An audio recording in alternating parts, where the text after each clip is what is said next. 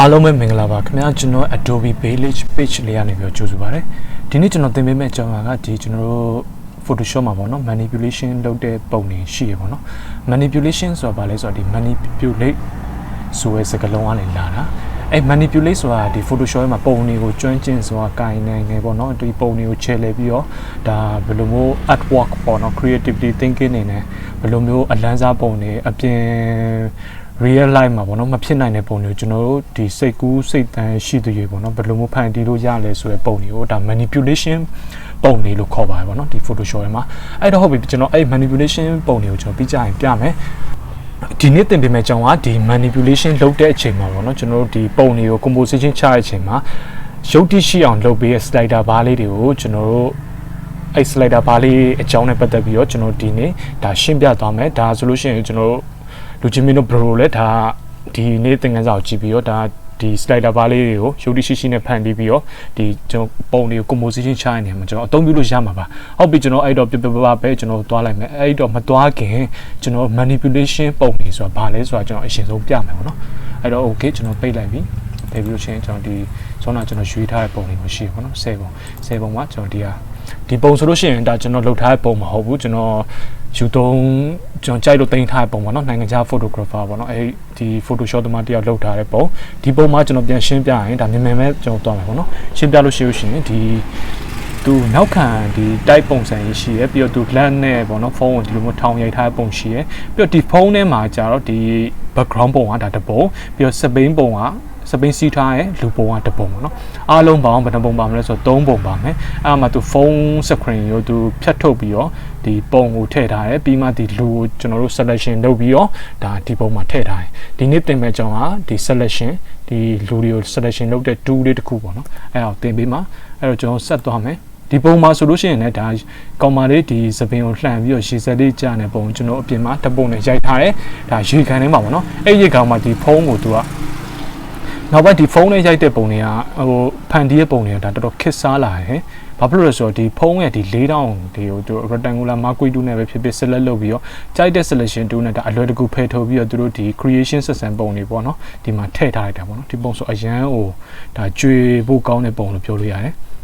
ဟုတ်ပြီဒါအရန်မှတယ်နော်ဒီပုံဆိုလို့ရှိရင်ဒါဒီကြည့်လိုက်လို့ရှိရင်ဟာဘယ်လိုလုပ်ထားမှမသိဘူးဒါမှတကယ်တော့လွယ်လွယ်လေးပါအဲ့လောက်ကြည့်မဟုတ်တကယ်စိတ်ကူးစိတ်တန်ရှိဖို့ပဲခက်တာ Photoshop သုံးတက်သွားလို့ရှိရင်ဒါ beginner တော့မှရှင်းပြောရင်ဒါဖန်တီးယူလို့ရတယ်ပေါ့နော်ဒီပုံကကြောက်တာကျွန်တော်လုပ်ထားတဲ့ပုံတွေပေါ့နော်ကျွန်တော်အကောင့်နဲ့ကျွန်တော် page ထဲမှာကျွန်တော်တစ်ခါလေးတင်ထားရှိပေါ့နော်ဒီကောင်မလေးကဒါတက်ဒီခွေးပုံကတက်ဒီနောက်ခံ background ပုံကတက်ယူသုံးထားတဲ့ပုံတွေကိုလည်းကျွန်တော် credit ပေးထားတယ်အဲ့တော့ဟုတ်ပြီဒီပုံမှာကြောက်ကျွန်တော်လှေကားပေါ့နော်လှေကားတော့ပြောတယ်ဒီပတင်းပေါက်ကြီးပေါ့နော်အဲ့ပတင်းပေါက်ကြီးကိုကျွန်တော်ဒီကောင်မလေးကဒီလမ်းမှာတောင်ကုန်းပေါ်မှာလမ်းလျှောက်နေပါနော်ကျွန်တော်ဒီနောက်ခံ background ပုံကိုဒါချိန်ထားတယ်ပြီးတော့ဒီပတင်းပေါက်ကိုဒါချထားပြီးတော့ဒီဘက်မှာကျတော့ကောင်မလေးလွတ်မြောက်သွားရပေါ့နော် freedom ဖြစ်သွားတဲ့ပုံစံဒီဘက်မှာကျတော့ကျွန်တော်စိတ်ကူးစိတ်တန်းနဲ့ထည့်လို့မရဒီဘက်အရှုပ်တွေရှိမှာပေါ့နော်ကိစ္စအရှုပ်တွေကနေပြီးတော့သူကလွတ်မြောက်သွားပြီးတော့ဟိုဘက်မှာသူတယောက်တည်းလွတ်မြောက်ခြင်းဘက်ကိုရောက်သွားရဆိုပြီးတော့ဒါကျွန်တော်လှုပ်ထားတဲ့ပုံပေါ့နော်ဒီမှာကြောက်ဒီ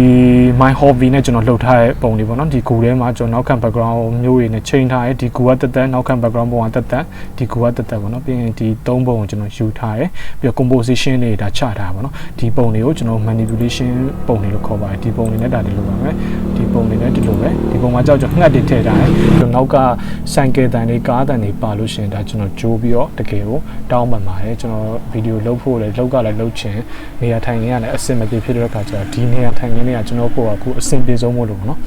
အဲ့တော့ဟုတ်ပြီကျွန်တော်ဒီပုံမှာဆိုလို့ရှိရင်ကျွန်တော်ငှက်တွေပါမယ်ဒီမှာဆိုလို့ရှိရင်အလင်းရောင်လေး lighting လေးပါမယ်ပေါ့နော်ဒါတကယ်ဆိုတာမရှိခဲ့ဘူးဒီငှက်တွေဆိုတာလည်းထည့်ထားဟာအဲ့တော့ကျွန်တော်မြန်မာနိုင်ငံမှာရိုက်တဲ့တချို့ pre-wedding ပုံတွေမှာ Photoshop ဒါကျွမ်းကျင်သုံးတတ်မယ်ဆိုလို့ရှိရင်တို့သမီးရဲ့ပခုံးပေါ်မှာအပြင်မှာငှက်မတင်မယ်နဲ့တကယ်တင်လိုက်တာရော Photoshop ထဲမှာလုပ်လို့မရဘူးလားရတာပေါ့ဒီပုံမှာဆိုလို့ရှိရင်လည်းဒါ manipulation မဟုတ်တရွက်လေဒါကျွန်တော်စလုပ်တော့အောင်ပုံနေပေါ့နော်ဒီပုံဆိုလို့ရှိရင်ဒါကျွန်တော်ယူသုံးထားတဲ့ပုံပေါ့နော်ယူသုံးထားတဲ့ပုံမဟုတ်ဟိုဒီသူမူရင်းလောက်ခဲ့တဲ့ပုံကိုဒါကျွန်တော်ကြိုက်လို့တင်ထားပါတော့ဒီကင်မရာကိုသူကစဝိုင်းကိုဒါရှင်းပြောင်းဆက်လက်လုပ်ပြီးဖြတ်ထုတ်ပလိုက်တယ်ပြီးတော့နောက်ခံ background ဒီကောင်လေးလမ်းရှောင်းနေပုံတွေကိုဒီထဲမှာထိုးထည့်ပေးလိုက်တယ်ပေါ့နော်ဒါအကျဉ်းပြပေါ့အဲ့တော့manipulation လုပ်တဲ့ပုံတွေဆိုတာဘာလဲ manipulate ဆိုတာမြန်မာလိုကျွမ်းကျင်စွာပုံကိုကင်တွယ်တယ်အဲ့တော့ဟုတ်ပြီဒီ manipulation လုပ်တဲ့ပုံတွေကိုကျွန်တော်သိပြီ အဲ့လိုလုပ်တဲ့ချိန်မှာဘာလို့လဲဆိုတော့နံပါတ်1ကျွန်တော်တို့ composition ချဖို့လိုဖြတ်တောက်ပြီးဟိုဘက်ပုံဒီဘက်ပုံဟိုဘက်ထဲပေါ့နော်အဲ့ composition ချရတာနံပါတ်1နံပါတ်2ကကြာပါလဲဆို color theory ကျွန်တော်ပြန်ဆက်ကမယ်ပေါ့နော် color theory ဆိုတော့ဒီကျွန်တော်ယူသုံးထားတဲ့ပုံမှာသူရဲ့ highlight တွေ shadow တွေကဘာ color ရှိရပေါ့နော်အဲ့တော့ကျွန်တော်နောက်ခံ background က highlight တွေ shadow တွေကဘာ color ရှိရအဲ့တော့ကျွန်တော်အတူဆုံးပေါ့ရုပ်တိရှိအောင်ကျွန်တော်ဘယ်လိုပြန်ညှိမလဲဒါနံပါတ်2နံပါတ်3ကကြာတော့ဒီရုပ်တိရှိအောင်စဉ်းစားဖို့ပေါ့နော်ဘယ်လို position ကဘယ်လိုပြီးတော့အဲ့ဟာကိုစဉ်းစားဖို့တော့နောက်ထပ်တစ်ခုလိုလား creativity thinking ပေါ့နော်ဒီပုံကိုငါတို့ဟုတ်ပြီပုံတွေကထက်လိုက်ပြီးပို့ပြီးကောင်းဘယ်လိုမျိုးလုပ်မလဲဆိုတဲ့အရာဒါနံပါတ်3ချက်ပေါ့နော်နံပါတ်3ချက်ကိုနံပါတ်1ကအရှိဆုံးချက်မှလည်းစဉ်းစားလို့ရတယ်ဥပမာကျွန်တော်တို့ကပုံကိုဖြတ်မတောက်ခင်လေကဒါ creativity thinking ကအစမှလည်းရှိဖို့လိုအဆုံးမှလည်းရှိဖို့လိုကျွန်တော်က creativity thinking ကိုရလို့ရှိရင်အစောဆုံးရလို့ရှိရင်ဒါအကောင်းဆုံးပဲတကယ်လို့မရဘူးဆိုလို့ရှိရင်ပုံတွေ10ပုံလောက်ကိုစုပြီးတော့ကိုယ့်ဘာကိုရှောက်လုပ်ကြည့်လိုက်နောက်ဆုံးမှရလာမျိုးလည်းဖြစ်နိုင်တယ်အရင်ဆုံးရတာဆိုလို့ရှိရင်တင်ပို့ပြီးတော့ creativity thinking ရှိတဲ့သူတယောက်ပေါ့နော်ဒီဖန်တီးနိုင်စွမ်းပေါ့နော်အဲ့တော့ကျွန်တော်အဲ့လိုဖန်တီးနိုင်စွမ်းအောင်အရင်ဆုံးရပြီဆိုလို့ရှိရင်အပြင်မှာphotographer နဲ့ position ကိုချပြီးတော့မှဒီ photoshop ထဲမှာပြန်လာတာဒါအကောင်းဆုံးပဲအဲ့လိုမရဘူးဆိုလို့ရှိရင်လည်းတစ်သက်လုံးလုံးဖြစ်တော့မှာမဟုတ်ဘူးအဲ့တော့ပုံတွေကိုစုပြီးတော့ကျွန်တော်တို့စမ်းလုပ်ကြည့်ပြီးတော့နောက်ဆုံးမှကျွန်တော်တွေးရလဲဒါကောင်းတယ်ပေါ့နော်အဲ့တော့ number 1က creativity thinking ရှိဖို့လိုတယ်မရှိလဲအဲ့ number 1ကိုဖယ်လိုက်ဘာလဲဆိုတော့ composition ချတဲ့ပေါ့အပြင်မှာဒီတရားနဲ့လူနဲ့ရှင်ဘယ်လောက်ကြီးွားတာမျိုးသေးွားတာမျိုးကျွန်တော်ရုပ်တိရှိရဲ့ဟာမျိုးစဉ်းစားတတ်ကြမယ်ပြီးရင်နံပါတ်2ကျွန်တော်ချလိုက်တဲ့ပုံနဲ့နောက်ခံ background တွေက color နည်းနည်းဟိုဖြည့်ညက်ကလုပ်တဲ့ပုံစံရင်းတသက်မဟုတ်ဘဲနဲ့ဗျာကျွန်တော်တို့ရှင်းပြအောင် professional နည်းနည်းတော့ဆန်ဖို့တော့လိုတာပေါ့နော်အဲ color ကိုကျွန်တော်set တက်ရမယ်နံပါတ်3ကျွန်တော်တို့ creativity thinking နဲ့ပြန်လာတယ်ပေါ့နော်အဲ creativity thinking ကျွန်တော်ကောင်းအောင်မယ်ဟုတ်ပြီဒီပုံလေးကိုငါဘယ်သူမှမပြောဘဲနဲ့ငါလုပ်တဲ့ပုံစံဖြစ်တဲ့အတွက်ကြောင့်မလို့ငါရဲ့ဒီ public ကိုချက်တဲ့အချိန်မှာ page နဲ့ message ကဘာတော့သူတို့ငါသိစေချင်တာဘာတော့ငါရဲ့စိတ်ထဲမှာရှိနေတာဒီပုံကိုသူတို့စကားနဲ့မပြောဘဲနဲ့သူတို့နားလည်နိုင်တော့တာဘာတော့ပေါ့နော်အဲ့လိုမျိုးကျွန်တော်သိ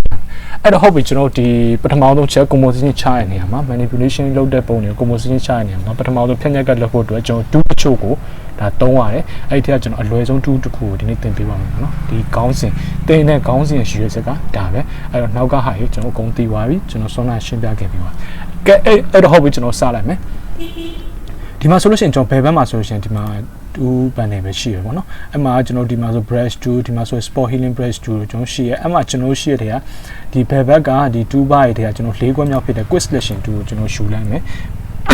sorry ခင်ဗျ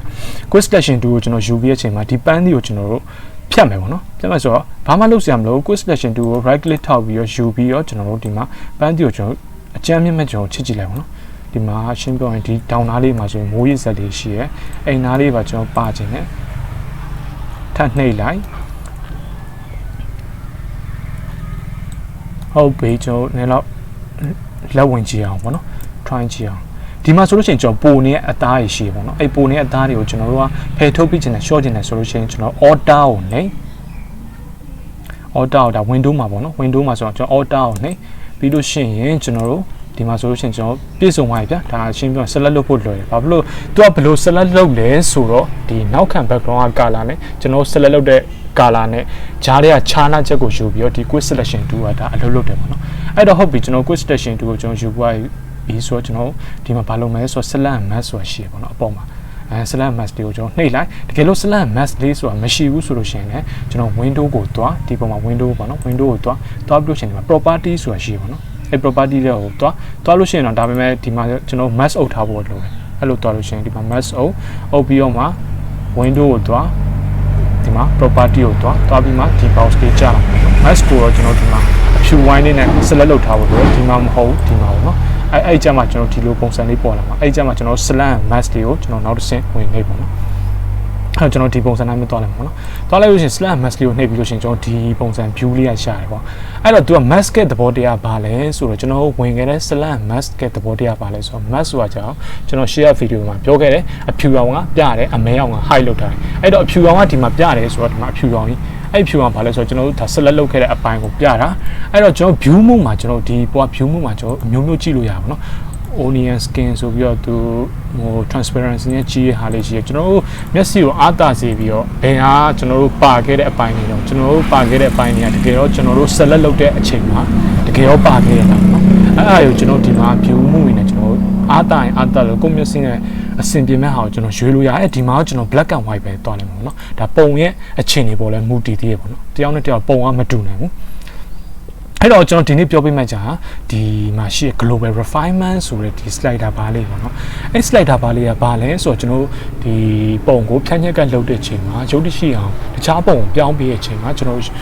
ဒီ slider bar လေးနဲ့ရုပ်တရှိအောင်ပေါ့နော်ပို့ပြီးတော့လုပ်လို့ရတယ်သူတို့အကူအညီမပါဘဲနဲ့တခြားလုံးလို့ရတဲ့ဟာလည်းရှိရပါတော့တကယ်လို့လုံးလိုက်မယ်ဆိုလို့ရှိရင်ဟိုရုပ်တိမရှိတာပဲ့ကြံနေတာပန်းသီးကအပေကြီးဖြစ်နေတာပေါ့နော်အပြေးပါစေခြင်းသားပဲအပေကြီးဖြစ်နေအနာသက်တွေကဟိုပုံစံမကြတွေဖြစ်နိုင်တယ်အဲ့တော့ကျွန်တော်လွယ်လွယ်ကူကူပဲ Photoshop ကနေပြီးတော့ဒီ slider bar ၄ခုကိုဒါလုပ်ပေးထားတယ်အဲ့ slider bar ၄ခုကိုကျွန်တော်ဒီနေ့ရှင်းပြဖို့အတွက်ဗီဒီယိုလုပ်တာပေါ့နော်အဲ့တော့ဟုတ်ပြီဒီ slider bar ကဘာလဲဆိုတော့ကျွန်တော် global refinement လို့ခေါ်ပါတော့ refine ဆိုတာကျွန်တော်ဖြတ်ထုတ်ထားတဲ့ဟာတွေကိုအညစ်အကြေးပြန်တန့်စင်တာပေါ့ဗျာရှင်းပြောရင်ကျွန်တော်ပြန်ပြီးတော့ clean လုပ်တာပေါ့တန့်တန့်ရှင်းရှင်းပြန်လုပ်တာပေါ့နော်တည်တည်ဖြစ်အောင်အဲ့တော့ဟုတ်ပြီကျွန်တော်ဆုံးဆွဲပြီးကြည့်မယ်ဆုံးဆွဲပြီးကြည့်ရင်ကျွန်တော် alter နဲ့ဒီအလျာ mouse wheel လေးနဲ့ကိုလည်းအနောက်အရှိတိုးပြီးတော့ဒါကြည့်လို့ရတယ်ပြီးလို့ရှိရင် control plus နဲ့ control minus နဲ့ကိုလည်းဒါကြည့်ပြီးဆွဲလို့ရတယ်အဲ့မှာ hand tool ကိုတုံးရင် h နှိပ်ပြီးတော့ကျွန်တော် hover တိပဲဆွဲပြီးတော့လည်းဒါကြည့်လို့ရတယ်နော်အဲ့တော့ဟုတ်ပြီကျွန်တော်ဒီမှာကျွန်တော် zoom ဆွဲပြီးကြည့်လို့ရှိရင်သူ့ရဲ့ဒီ view မှုမှာကျွန်တော် black and white ဆွဲ view မှုနဲ့ကြည့်ထားတဲ့အတွက်ကြောင့်ပေါ့နော် black and white ပေါ်နေအဲ့ဒီချိန်မှာကျွန်တော်ဒီနားလေးကိုကြည့်လိုက်ပါဒီနားလေးမှာဒီနေရာကြီးတစ်ခုလုံးအဖြူဒီနေရာကြီးတစ်ခုလုံးအမဲဒီမဲနဲ့ဟာကြီးကနောက်ခံ background ကြီးဒီဖြူနဲ့ဟာကြီးကကျွန်တော်တို့ပန်းသီးလုံးဒီအနားသက်မှာ 50% gray ပေါ့နော်ဒီ area လေးတွေကဘာလဲဆိုတော့ကျွန်တော်ဟိုမြောက်ဒီမြောက်လေးကျွန်တော် select လုပ်ခဲ့တဲ့အချိန်မှာဟိုမြောက်ဒီမြောက်ဖြစ်နေတဲ့အပိုင်းလေးအဲ့အပိုင်းတွေကတချို့ဟာလေးကအဖြူကြီးပဲလုံးလုံးမဟုတ်ပြန်ဘူးတချို့ဟာကြီးကလည်းအမဲကြီးပဲအမတ်တောင်ဖြစ်တယ်အမဲကြီးပဲလုံးလုံးဖြစ်မနေဘူးပေါ့နော်အဲ့တော့ကျွန်တော်ပြောစရာအများကြီးပြောချင်တဲ့အတွက်ကြောင့်ဒီဗီဒီယိုလေးကိုလည်းမြန်ပြီးသွားကျွန်တော်ဒါမြန်ပြောနေတာပေါ့နော်အဲ့တော့စကားညံ့နေဆိုလို့ချင်းလည်းကြိုပြီးတော့ sorry ပါအဲ့တော့ဟုတ်ပြီဒီမှာဒီ slider bar ဘာကိုပြောချင်တာလဲဆိုတော့ကျွန်တော်အခု select လုပ်ခဲ့တဲ့ဒီမှာမတင်မသက်ဖြစ်နေတဲ့ဒီ gray ဖြစ်နေရပေါ့နော်ဟိုမြောက်ဒီမြောက်ဖြစ်နေတဲ့ pixel လေးတွေပေါ့နော်ဒါ pixel လေးဒီမှာအနီးတိုးရမယ်ဆိုရင်ဒီ4000ကွက်ဆိုတာဒါ pixel ပဲဒါ4000ကွက်ဆိုတာ pixel ပဲအဲ့တော့အဲ့ pixel လေးတွေကိုသူကအဖြူမရှိတဲ့ဟာကိုအဖြူပဲဖြစ်အောင်လုပ်ပေးလိုက်မယ်အဖြူနားကိုရောက်နေတဲ့အဖြူပိုဖြစ်နိုင်တဲ့ pixel တွေကိုအဖြူလုပ်ပေးလိုက်မယ်အမဲပိုဖြစ်နိုင်တဲ့ pixel တွေကိုအမဲပိုလုပ်ပေးလိုက်မယ်ဘယ်လိုလုပ်ပေးမှာလဲဆိုတော့ဒီဘက်ကကျွန်တော်တို့ slider bar လေးတွေကိုရွှေ့ခြင်းအဖြစ်အဲ့တော့ဘာဖြစ်လဲဆိုတော့သူကအဖြူငကိုကအဖြူနီးပါးဖြစ်နေဟာရအဖြူအောင်ပြောင်းသွားတယ်အမဲနီးပါးဖြစ်နေတဲ့ဟာတွေကအမဲအောင်ပြောင်းသွားတဲ့အတွက်ဒါရှင်းပြောရင်သူ့ရဲ့ဒီ area လေးကပို့ပြီးတော့ကျင်းသွားရပေါ့နော်ကျင်းသွားတဲ့ဟာကိုကျွန်တော် contrast တို့ကစားရလို့ခေါ်တာပေါ့နော်အဲ့တော့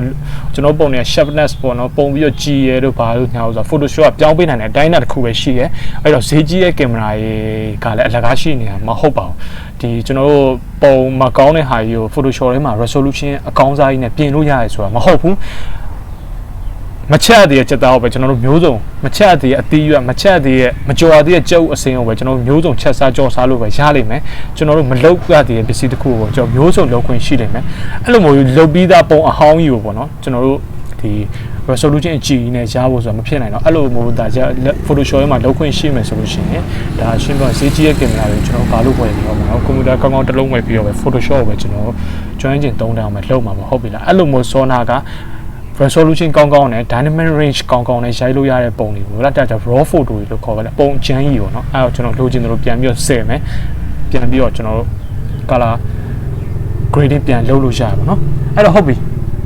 ကျွန်တော်လို့ပြောပြပါဒီနေ့သင်ခန်းစာနဲ့အောင်မဆိုင်ဘူးအဲ့တော့ကျွန်တော်ဒီမှာဆိုလို့ရှိရင်ကျွန်တော် smooth ကိုကျွန်တော်ရွှေ့ကြည့်အောင်ပါနော် smooth ကိုကျွန်တော်ယူထားလိုက်မယ်ကျွန်တော် feather လေးကိုတိုးကြည့်လိုက်မယ်နည်းနည်းလေးတိုးပြီးတော့မှရတဲ့ကိစ္စမျိုးဒီ slider bar အခုနေရာတိုင်းအပေါ်အောက်ဆိုတာဒါအစင်လိုက်လွတ်တာပေါ့နော်ကျွန်တော်ပြီးပဲသွားမှာဟုတ်ဒီတတိယဘားလေးကအဲ့ sona ဘလဲဖြစ်အောင်လုပ်လိုက်တဲ့ feather slider bar လေးရဲ့ကြံတဲ့ပြဿနာအကုန်လုံးသူကလုပ်ပေးလိမ့်မယ်အဲ့တော့သူက contrast ပေါ့နော်သူက contrast ကဘာလဲဆိုတော့ contrast ပေါ်တဲ့ sona ကျွန်တော်ပြောတော့အဖြူရောင် pixelအဖြူရောင် pixel ရှိနိုင်တဲ့ဟာတွေကိုလုံးလုံးဖြူလုပ်ပေးလိုက်တယ်အမဲရောင် pixel ဖြစ်နိုင်တဲ့ဟာတွေကိုအမဲရောင်လုံးလုံးလုပ်ပေးလိုက်တယ်ဘာဖြစ်လို့လဲဆိုတော့ तू ကဒီမီးခိုးရောင်ပုံစံပေါ့နော်ရှိနေတဲ့ pixel တွေပေါ့နော်ဟိုမြောက်ဒီမြောက်တွေပေါ့ဟိုမင်းကိုလည်းဟိုရောင်သွားမင်းကလည်းဟိုရောင်သွားအဲ့လိုလုပ်ချင်းအပြင်ရှင်းပြောရင်ဂျိုင်းမှာခြားနာချက်မရှိအောင်အဲ့တော့ရှင်းပြောရင်ကျွန်တော်တို့ဒီဘလဲဖြစ်နေတဲ့ region တွေမရှိအောင်ပေါ့နော်အဲ့ဒါ contrast လို့ခေါ်တယ်ကျွန်တော်တို့ဒီပုံကြီးကို resolution နဲ့ကြည့်ပလိုက်တာမဟုတ်ဘူးနော်ဒါရှင်းပြောရင် pixel တွေကိုကစားလိုက်တယ်အဲ့တော့ကျွန်တော် contrast ကိုဒီမှာဆိုလို့ရှိရင်ကျွန်တော်39လောက်ထားမှာပေါ့နော်ပြီး shift h ကကြာကျွန်တော်ဒီဘယ်ဘက်ကိုအတွင်းပိုင်းကိုဆွဲထည့်လို့ရှိရင်ကျွန်တော်တို့ရဲ့ဒီပန်းသီးက ပန်းသီးမဟုတ်ပါတော့ဒါ Retouching Pro ရဲ့ select လုပ်ထားတာတခုခုလည်းဖြစ်နေမယ်အဲ့တော့မှတ်ထားလိုက်တာဒီ shift h ကိုဘယ်ဘက်ကိုတိုးလို့ရှိရင်အတွင်းပိုင်းကိုကျွန်တော်ချုပ်ပလိုက်တယ်ညာဘက်ဆိုလို့ရှိရင်ကျွန်တော်အပြင်ဘက်ကိုကျွန်တော်ကျဲပလိုက်တယ်ပေါ့နော်အဲ့တော့ကျွန်တော်ကဒီမှာပန်းသီးလေးကိုနည်းနည်းအတွင်းကိုချုပ်မယ်ဆိုတော့ကျွန်တော်ဒါဒီလောက်ပေါ့နော်ထားလိုက်ဟုတ်ပြီအဲ့တော့ကျွန်တော်ပန်းသီးကိုကျွန်တော်ဒီတိုင်းရထားပြီအချိန်မှာကျွန်တော်ဘာလုပ်မလဲဆိုတော့အောက်ကိုဆွဲချပြီးလို့ရှိရင် new layer with layer mask ဆိုပြီးတော့ရှိရပါတော့ဒီမှာဒါကျွန်တော် CC ကျွန်တော်သုံးနေတာ Photoshop CC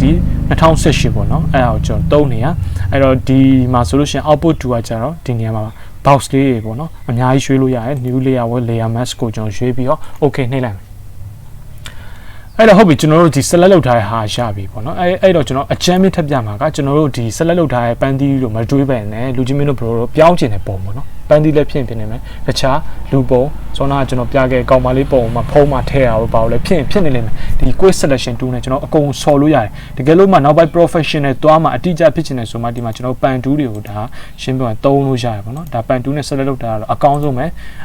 ဒါ professional line ပဲပေါ့နော် professional line ပဲမဟုတ်လို့ဒီမှာပုံလေးပြထားပါနော်အမှသူ select လုပ်တဲ့ဟာလေးပေါ့နော်ဟုတ်ပြီ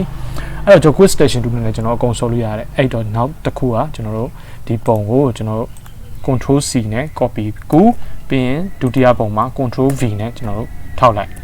စုံဆွဲပြီးကြည့်လိုက်ဒါဆိုရင်ပန်းသီးပုံညာဒီပုံရောက်သွားပြီအဲ့တော့ဒုတိယတစ်ခုကပါလဲဆိုတော့